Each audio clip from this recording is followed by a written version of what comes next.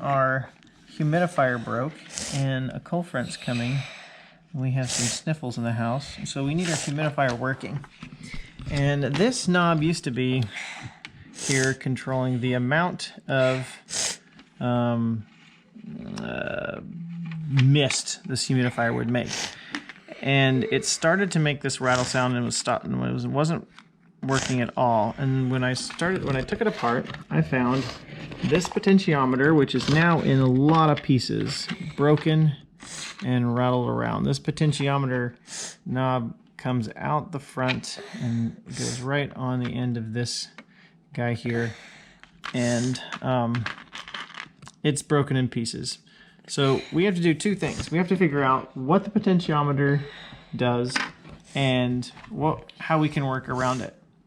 So if you've ever had a broken knob on an electronic, I'm going to show you how to work around it. So what I did is you can use a ohmmeter, and we're going to measure the resistance of the potentiometer from one side to the other. I get about 2.3 kilo ohms. That's going to be my overall resistance, my end-to-end resistance of my potentiometer. And how potentiometer works is you've got these little wipers on this side right here. A little difficult to see. There's little fingers that drag across this surface from one end, and they connect one of these ends here to the middle terminal. And that changes the resistance from one end to the other terminal. And as it changes the resistance, there's electronics inside that says make it go faster or slower, or in this case, more mist or less mist for your humidifier. I can just solder or make a connection between one end and the middle, whichever one gives me the max. So we're going to test it out, and I've got a little helper here that's going to help me do this. I've plugged in the humidifier. I've put a little water in that. When I turn it on, the fan kicks on, but I have to fake it out by lifting up this bobber kind of a float right there, and that has to be lifted up. Yep, so go ahead and lift that up. So it's lifted up, the fan's on, it's not making any mist. I'm going to connect one side to the other. So basically saying I'm going to short one to the other. I don't see anything when I do this side. So let me do these two. Ooh, and when I do that, I get my mist. If I move my screwdriver kind of along this terminal, it's getting less and less mist. So if I just wanted to make this go as fast as possible, I'm just going to connect and solder this wire to this wire. Or I could find another potentiometer. And it just so happens that I do have another potentiometer in the garage. It's about a 2.6 kilo ohm potentiometer. That's okay. And it has a little screw head on it. So what I'm going to do is I'm actually going to connect this guy up, and I'll be able to make some adjustments if I need to, but if not, it'll just be on full blast. Okay, so I've removed the insulation on the little wires for this guy.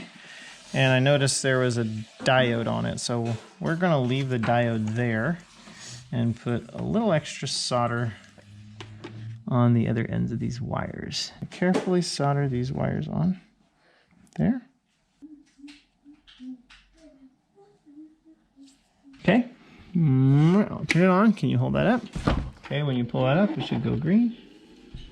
And we are bubbling. Now I'm going to use this little screwdriver to adjust my potentiometer. We'll see what it does. It stopped, right? It's doing less. So that's definitely working. Grandpa could have done it that fast, right? Oh yeah, Grandpa could have done it that fast too.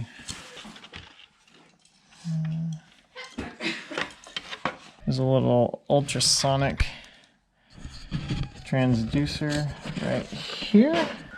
So I'm just going to take this potentiometer that we soldered on. I'll put it near the hole, but it doesn't really matter. I'm just actually going to just put it right in. And it's on full blast.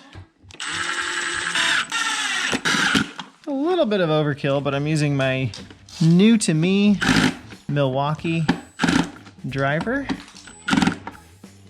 and I really like it. So if you guys have any kind of electronic with a bad potentiometer, depending on what the operation of that potentiometer is, you guys can do a repair that's really similar to this. If you use the potentiometer in one setting only, then you can figure out position-wise where that potentiometer's at and what resistance it is. And if you want to, you could hardwire a resistor in that place. In this case, I'd put another potentiometer in there because I had one, but if you don't have one, don't worry about it. For something like this nice cow humidifier, which we got from our neighbor, all you need to do is put it in the setting that gives it the most amount of mist, in this case, or humidity. It works! Nice, great job. Hey guys, thanks for watching. Please subscribe to the channel and give me some feedback if you guys want to see more videos on how stuff works. So for example, potentiometer. Leave some comments and let me know if you want to learn how a potentiometer works, and I can start doing some more how-to videos. Check out some of my other videos, tell your friends about the channel, and save some money as you learn how to fix stuff around the house, and we'll see you again next time. Thanks. Bye.